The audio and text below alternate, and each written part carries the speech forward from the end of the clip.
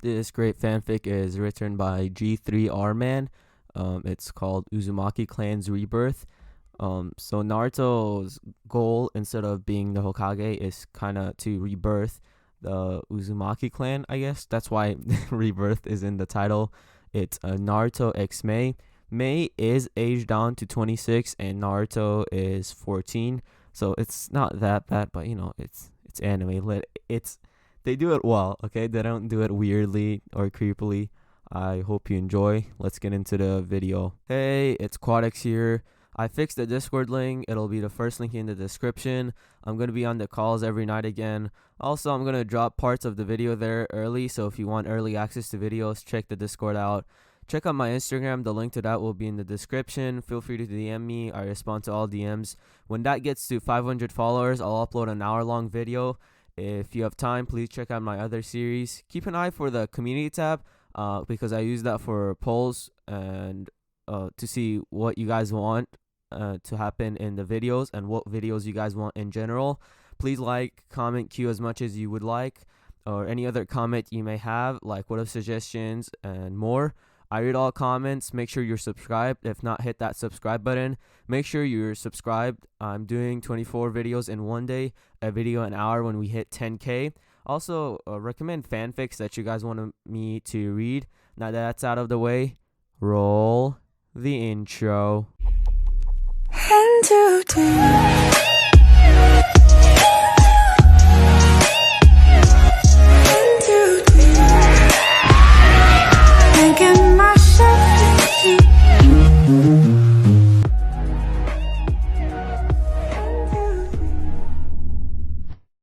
I refuse, Naruto announced to a slack-jawed Jiraiya. What? What do you mean you refuse? I'm not gonna training trip with you. I have other things to do. Naruto explained to the sage. He refused to go on the 2-year training trip. He had other things to do than waste his time with this pervert. He had to learn how to control it. He had to learn how to master and harness it. If he could do that, then he would make his mother, the Uzumaki clan, and the Lost Whirlpool country proud. And he would do it.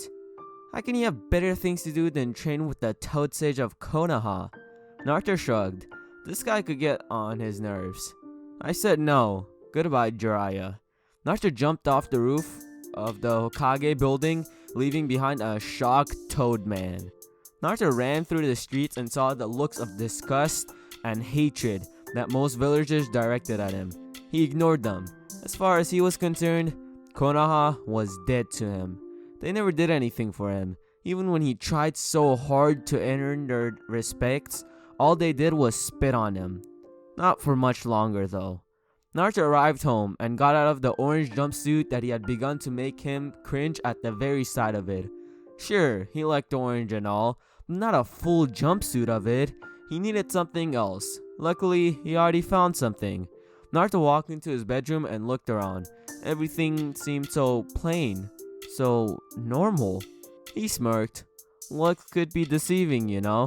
From the door, he walked to the center of the room and knelt down to what appeared to be just another wooden plank in the floorboard. He cut his finger and pressed it onto the wood. It lit up the darkened room for a few seconds before an unlatching sound could be heard and Naruto moved the plank out of the way.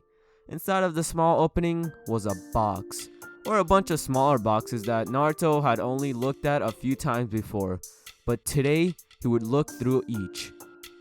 He reached down and picked each of them out one at a time. In a way, he felt like a kid getting Christmas presents. The only thing he had actually opened before was the letter on top of the first box, and Naruto thought to reread it before beginning. The letter was worn from age, but it held the definite Uzumaki seal, the seal of his mother's clan. He opened the letter again and read each word slowly and carefully, making sure he understood what his mother was telling him before delving any deeper into his clan's past. Naruto, if you're reading this message, then I am dead. We asked the third if he would give you this apartment, especially when you could live on your own. So I know that you will find this letter someday. I am your mother, Uzumaki Kushina, and I have something to tell you that will affect your future. and possibly change your outlook on a few things. First, you hold the Kyuubi inside of you. You're its jailer, its keeper. You're a hero, Naruto. No matter what anyone else tells you, it is because of you that Konoha still stands today. I have disagreed with your father on whether to seal him inside of you or not, but in the end, it was too late for any other choice. I have also disagreed with the third when he said that you should never be told of the Kyuubi, for how can you stop him if you don't know he exists? I love you, Naruto, and so does your father. You know that you're not the demon and that you never will be. My clan, no, our clan, the Uzumakis, are an old clan of Whirlpool Country. A small but powerful country indeed. The Uzumaki were the village leaders, and most of it, not all of the civilians, were from a branch family of our own. Branch families still held their original family name, but took up the Uzumaki lineage as we were often at war with Kirigakure for land rights, and I grew up in conflict. Our people have a strong bloodline, one that awakens near adolescence. It will give you the power that many have never seen, but you must learn to control it. Kiri took in many refugees when our country was disbanded. If you wish to learn from a true Uzumaki, look there first. Be warned though, if you find a branch family member, they might not take kindly to a pureblood such as yourself, Naruto. While we never openly discriminated against them, many of the original Uzumaki held disdain for the lower families, seeing them as pretenders. Only true Uzumakis awaken our bloodline, and rarely would it have been able to be taught to lower families. Look for someone that has the common traits of an Uzumaki or can use our bloodline. Then and only then will you find a fellow survivor. Most of our clan's women had red hair like my own, and the men generally had brown or red hair as well. I doubt appearances will be helpful, so look out for people who use our bloodline. The lava and boil release. You will know, Naruto. I believe in you. I left for Konoha looking for peace, and I found it along with your father. He can be an idiot sometimes, but I still love him and always will. Naruto, I'm gonna finish this letter now. I hope you can read all of it. I had to write fast. The doctors told me it won't be long now, but I had to finish this one last message to you. No matter what happens, Naruto, I know that you will make us proud, whether it be in Konoha or elsewhere. I left a few parting gifts as did your father. You should find them in the boxes. Good luck, Naruto. I know that you will become the greatest shinobi ever. Naruto read through the message with a sad smile on his face, knowing that his mother's final goodbye to him. His father was unable to write anything to him, but he understood the position the man was in. He set the letter down and opened the first box. Slowly to surprise him, he was utterly shocked at what he found. He took out the first thing in the container and examined it closely. It was a ninja headband. The peculiar thing was that it did not hold the Konoha symbol. Instead, it held the Uzumaki swirl, and fabric was red. Must have been my mother's. She was a Konichi of the Whirlpool village. It held what must have been Kushina's battle outfit, a red robe-like uniform that would cover only her torso. They appeared to be pink shorts there as well. Fuka's uniform from Shippuden filler arc. Naruto blushed at the thought of a woman in this uniform and quickly set it aside, neatly folded as not to disturb it too much. He found a note on the uniform and read it. Naruto, this is my Whirlpool Kunoichi outfit. It is a bit provocative, but it got the job done. Maybe you can find a nice little Uzumaki girl and give this as a present of the old times. Naruto blushed at the thought of finding another Uzumaki, especially a girl no less. He set the note down and grabbed what appeared to be another set of clothes, but he was unprepared for what they could be. They were a set of clothes for him, apparently, since they were too small to be his mother's. The shirt was a long sleeve shirt that was almost entirely black, except for the Uzumaki swirl that covered his abs, and on top black as well. The pants were black in color and reached down his ankles, and the ninja sandals were a red color. My mom's clan must have really liked that color red. Naruto put on all of the clothes and even placed the Uzugakure headband on his forehead. They were all very fitting. very form-fitting. He looked in the mirror and saw what could very well be the look of an Uzu genin. Naruto found a note at the bottom of the small clothing box and pulled it out to read. Naruto, this is the male Uzumaki clan uniform. All the genin boys would wear this. Girl uniforms were just smaller versions of my outfit. Uzugakure enjoyed having a uniformed shinobi force. I don't understand it either. Did make us look pretty professional though. Naruto thought about the new look as he observed himself. It didn't have any orange, but it was an old uniform of Uzugakure, and the colors were not all bad. He could get used to wearing it, and he especially liked the headband.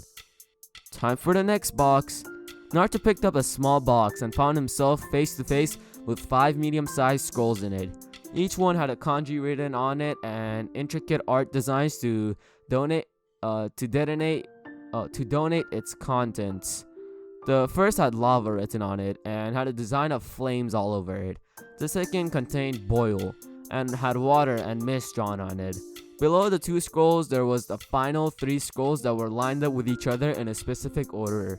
Fire was between the 2 bloodline elements, while water was beneath the boil and earth was beneath lava.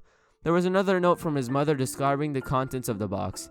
Naruto, our bloodline allows you to use 3 nature elements in different combinations to create 2 rare elements most have never even heard of before.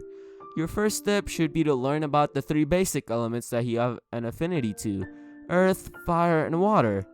Upon understanding how to manipulate each of these elements, your bloodline will allow you to mold the chakra simultaneously to create lava or boil release. Fire and earth are combined for lava, and water and fire are combined for boil. You will notice that fire is integral to know because you need it for both of the special elements. Naruto smiled. This was the Uzumaki heritage, the defining factor of why the Uzumaki clan was unique. Naruto knew that he had to continue this line, and he refused to take up his father's name because of his devotion to Whirlpool. He did not hate his father, but he knew the Namikaze clan was no more, and he would only gain enemies if he was to become the last Namikaze. So he would say Uzumaki and make a difference, and he promised to make both his parents proud. Naruto placed the scroll box near the clothing and grabbed the next box, and it was somewhat heavy. Naruto opened it to find a plain scroll with Namikaze written on it. It also held a neatly stacked pile of 3-pronged kunai, confusing Naruto.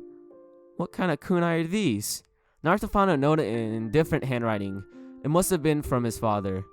Hey Naruto, your mother told me that we're making like a time capsule or something for you, so I put in my favorite jutsu so you can use them someday. In the scroll, it contains the instructions for the Hiraishin and the Rasengan, 2 jutsu very well known for.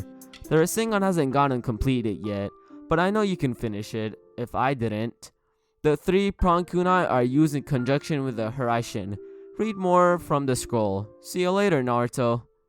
Well, Dad was excited. Naruto picked up one of the kunai and played with it on his fingers, testing its weight and how it felt in his hands. He immediately noticed the seal on the grip of the kunai and guessed that was a piece of the Hiraishin technique. He smiled upon placing the kunai back on the stack, figuring that he would effectively wield them with practice. Then Naruto came to the final box and opened it to find money, and lots of it. The Ryo coins were all stacked and wrapped neatly, and Naruto counted tens of thousands easily. He also noticed a few books off to the side, probably journals from his parents. I suppose it is my inheritance. Thanks, Mom and Dad. Naruto decided that he would not stay in Konoha for much longer, and he knew that it was impossible for him to bring along all the money, so he came up with a great plan. It was a very short and simple checklist. Ramen, more ramen, ramen cups, and important ninja stuff. With the newly created list in mind, Naruto placed enough money inside Gamachan to stuff the frog's face in. He then placed all the boxes back inside the sealed space for protection. Looters could come by while he was gone, and he refused to lose his last connection to his parents. He also made sure to grab one of the 3-pronged kunai since his father had only given him 10 of them. He decided to spend some of the inheritance on getting more of the special kunai made, minus the seal. Naruto would have to create and draw that on his own. Before he walked out the door, Naruto facepalmed himself for his own stupidity. He had almost forgotten to replace his Uzu forehead protector with his Konoha one, and that would be a little too difficult to explain.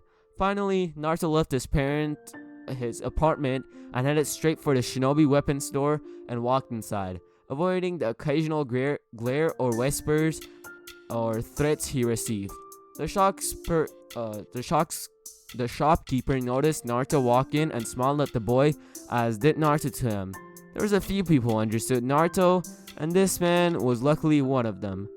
"Naruto, what can I do for you today?" Naruto walked up to the vendor and discreetly handed the man his special kunai and whispered into his ears. "I need 40 of these kunais made as soon as possible. The Hokage's order.